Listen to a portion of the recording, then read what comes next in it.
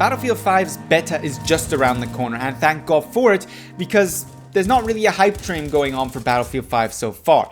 Recent efforts, including the Devastation of Rotterdam trailer, the RTX graphics reveal and demonstration alongside Nvidia's new line of graphics cards, as well as the company trailer and information on archetypes and progression, has somewhat helped to bring, well, the excitement in the community from 0 up to a moderate level, but nobody can talk of the same amount of excitement for Battlefield 5 that was seen for Battlefield 1. And hopefully, and I believe this is the case, DICE is aiming to change this with the public beta coming beginning this September. All the more important it is to give you guys the information regarding all the details we know about this public beta, when you're going to be able to play it, what game modes, what platforms to expect, what maps you're going to be playing it on, etc, etc.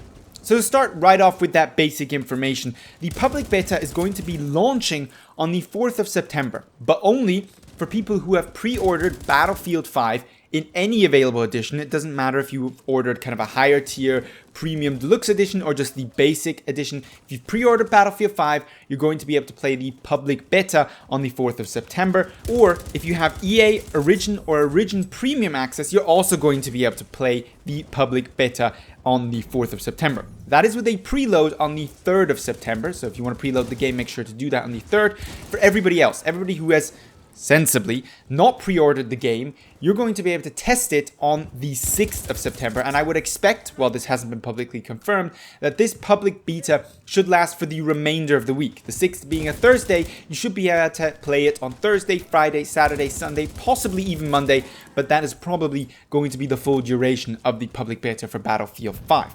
And for all of those who have waited so far to pre-order the game, just wait those couple of weeks more so you can actually get hands-on and decide whether or not this is going to be a game that you want to play, because DICE has made it hard to get excited for Battlefield 5 with some of their more questionable marketing decisions.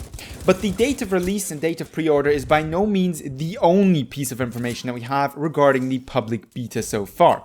We also know that, unsurprisingly, it's going to be available on all major platforms: PS4, Xbox One, and of course PC, unlike the alpha so far. So console players, time to get excited to finally be able to test out this game. Regarding game modes and maps, we know that we're going to be once more playing on Arctic Fjord. That is the map that we've been playing so far in the alpha. And we're also going to get access to the Rotterdam map. Now, I speak not of Devastation or the destroyed version of Rotterdam, but the pristine version for us to drive our tanks around and make sure that it looks close to what Devastation does once we're done with a round. Regarding game modes, these are actually map specific.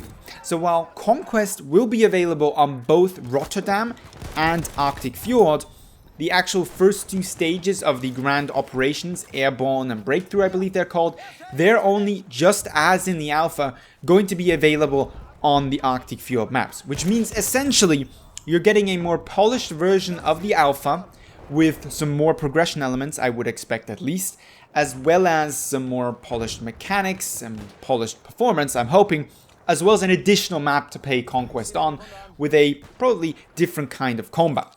Now, the Arctic Fjord map, much like Sinai Desert for the public beta for Battlefield 1, I feel is kind of a balanced map. It's got all kinds of combat, both vehicular and infantry. It's got some close quarters, some medium range, some long range. It's got airplanes and it's got tanks. I'd expect the Rotterdam map to be a little bit more close quarter medium range focused, as well as probably no airplanes, I can't guarantee that, and more of a focus on armored vehicles when it comes to the vehicular warfare department. More of an Amiens really, if you want to, probably with some additional explosions beyond what we had on Amiens, given that Battlefield 5 is all about destruction. Interestingly enough, actually, we're also going to be getting some elements of the single-player campaign to play in the open beta.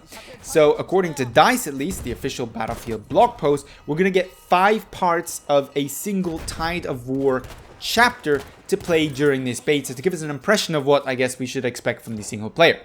Is this a nice touch? Absolutely. Are many people going to be buying Battlefield 5 for the single players? Most likely not.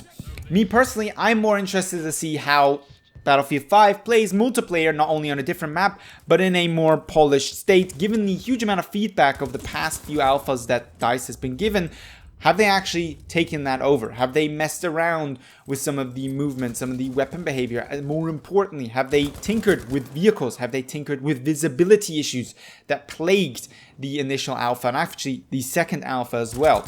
We'll have to wait and see. The Gamescom build is also somewhat indicative of this, but the beta will truly be where most people decide whether they want to buy the game. And consequently, I hope DICE has put the necessary effort to prove that Battlefield 5 is soon in a launch-ready condition and that we should get excited about wanting to play this game. The last piece of information, and this pertains mostly to you guys on PC, are the minimum specs. And those are indicative as well for consoles, in my opinion. They're quite high, at least they feel to be so, in my opinion. Now, minimum specs are never something to look at, in my opinion, because nobody wants to play Battlefield 5 on PC at HD or full HD at 30 FPS. That's just not the way you do it these days when you game on PC mostly. If you want the recommended specs, graphics-wise, actually Battlefield 5 doesn't seem to be too much of an issue. It's the CPU, the processor, and memory that seems to be quite high, even for a Battlefield game. I mean, a recommended processor, 4790, I'm assuming K, i7, as well as 12 gigabytes of RAM. Whew! That's gonna be, that's a tough thing to run, which confirms my initial impressions from the alpha that Battlefield 5 isn't as well optimized as the previous entries in the Battlefield franchise, be that Battlefield 4 towards the end of its life cycle or Battlefield 1 from day one. They ran, for the graphical fidelity that they offered, very, very well, and we may be looking at this not being the case with Battlefield 5, or at least a little bit of a step down in the sense that you really require top-end hardware, the latest in gaming hardware, if you really want to run this game on, 1440p, 144 hertz or something ridiculous like that, which is a bit of a shame, but well, there's not much we can do about that so far. That's all the information, at least I know of currently, regarding the public beta for Battlefield 5. I look forward to playing it, although I will only have exactly 1 day to play it before I actually end up going on holidays, so that's a little bit of a bummer. That aside, however, let me know down below in the comments whether the recent events, the recent information release has got you a little bit more excited for Battlefield 5 so far, and as I would expect, are many of you waiting for the public beta to actually decide whether or not you're going to jump on the hype train and whether you're going to end up buying this game. All that being said, leave those opinions, those comments, as well as your usual video suggestions down below in the comments, or hit me up with them on Twitter. If you enjoyed the video, found it helpful, don't forget to give it a thumbs up. But with all that being said, I'd like to thank you very much for watching, and I hope to see you in the next Battlefield 5 video.